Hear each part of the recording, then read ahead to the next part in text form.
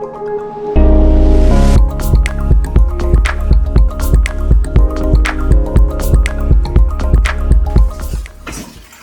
guys, welcome back to the channel. I'm Adam, and I appreciate you guys stopping by and hanging out for a few minutes. So today we have got the Tamiya Nova Fox fully built, decaled, painted. Everything is good to go and ready to get outside and go driving.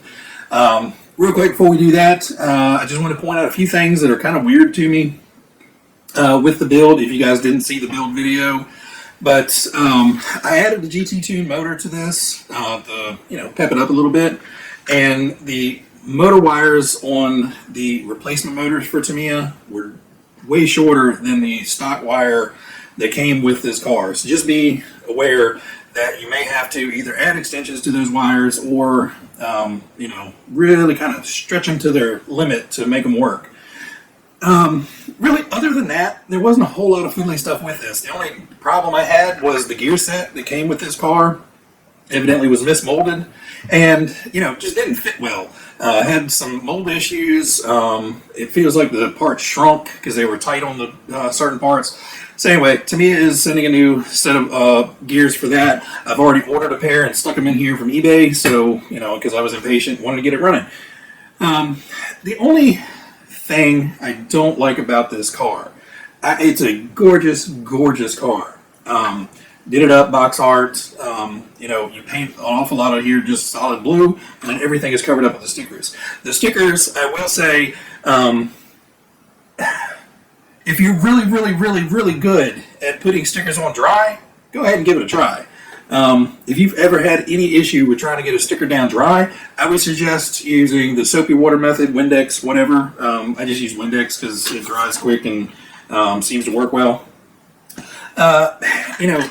This one and this one are, spot on. You have to get those on right or, nothing is going to line up right. The other one is this long one here meets up with this one here. And basically you want this one to end at the edge here, but you still have to have enough to wrap around back here. It's not hard getting it where it needs to be. The problem is there's such a scoop in that body that, if you try to stick it to the top or stick it to the bottom and work it, somewhere in there, you're going to get that decal a little bit too tight and you're going to have to heat it up or peel it or stretch it, and there's a chance you may tear it. So I would just suggest, if you guys haven't tried using soapy water or Windex or something, and you have this kit, it may be your first one you really need to try that with. But other than these and kind of these two top ones, everything goes on pretty easily. The Nova Fox one up here wraps all the way around the wing, but I put that on dry. Everything else I did dry. Actually, I did get this and this on dry.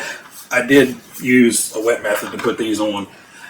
Just because I could tell that there was going to be no way I was going to get those on straight and not have to peel them up 12 times. I did not want to tear them because it's such a focal point on there with the driver's name and everything. But the one thing I don't like about the car is this. And I know that is how Tamiya had it for years. It's just that battery and plug just dangling out there.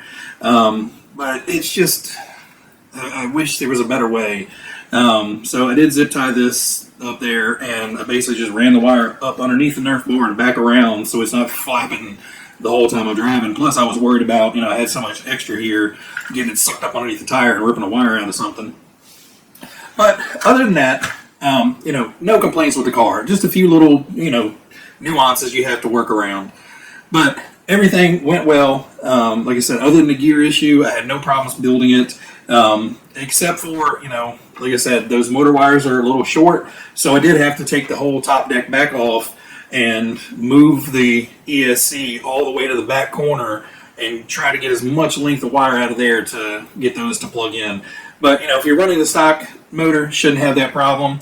And just know, where those wires are coming out of the side of the body, you need as much wire sticking out as possible to make your life easier. Alright, I'm done talking. You guys are most of you guys have skipped past this, so we're going to go ahead and take this guy out and get some running footage. So like I said before, the good camera is going to stay in here. It focuses on all this glamour. These sacrificial cell phone cameras, those are going out recording the run videos. I don't care if I run these over, but that new camera, I really don't want to. So anyway, guys, I know, shut up, Adam. Go drive.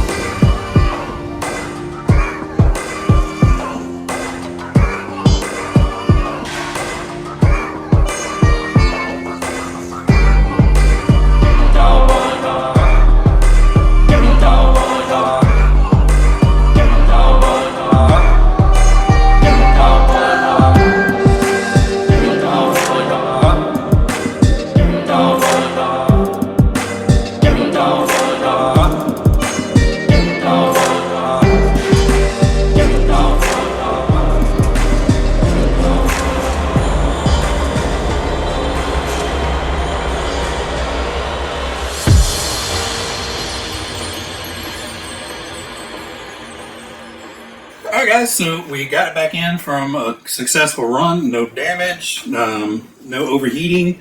I was a little concerned about the ESC being so buried down inside of this chassis and getting basically no airflow at all. I was a little worried that that was going to possibly overheat. No problems at all. The GT2 motor is, barely warm. So I think it's a great combination for this car. It's certainly not too fast. The car is very stable. I was able to roll it one time, and I think that was just basically got hung in some grass and rolled over. I think if it was on shorter grass, I think it wouldn't have grabbed the tire and rolled it over. Overall, worked great. Now, talking about tall grass, once I got it out of that tall grass running about, I noticed there was a ton of tall grass and stuff wrapped up in between the hub and the tire. So I had to stop, pull all that out. You don't want to run stuff like that if you notice it. Obviously, if you don't notice it, you're going to continue running like that. But if you see something like that, just stop, pull it out. Stuff like that can wad up in between parts, cause a lot of friction, cause a lot of heat, start melting plastic, and doing a lot of damage. Plus, it could get in there and start binding up everything, and you're wondering why your car is going so slow. You're just putting all that undue drag on your car. So if you see something like that, just take a second, unwrap all that stuff, and it's basically, you just pinch it, and roll the tire, in reverse, basically, and get a lot of that crap out of there. But I was surprised at how well everything ran out of the box. The front suspension did very well. I'm sure you can see it in some of the driveway clips bouncing over the gravel. The front end was just dancing around. So that front shock is doing a really good job of trying to keep both of those tires down on the ground. Plus you have the sway bar helping as well.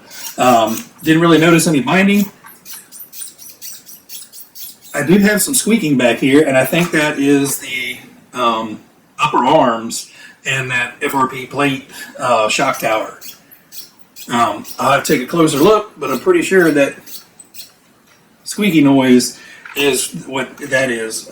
Again, it's probably something I'm just going to have to live with, but I didn't want to run it on the gravel too much. I was afraid of tearing up the rims, and it looks like they came back with no damage. So that's cool. I really debated on running around the gravel, but I said, what? Why not? It's a car, run it. So I will definitely be pulling this guy out fairly often to have fun with it. And I know I keep saying once I start working on the track, I've got a lot of cars I can take around the track now. I just have to get the motivation and time to get out there and start working on that. So hopefully we'll have some updates on that shortly.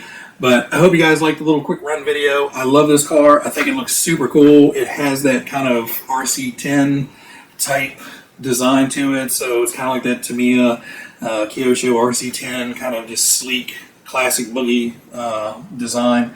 I love it. I even love that the whole motor sticks out. This is very reminiscent of the old VW buggies where you had the whole motor and, protective cage back here. So really, really cool. Anyway, guys, I'm going to cut this one off. Everybody out there, be happy, be healthy, be safe, and I will catch you guys next time. Bye.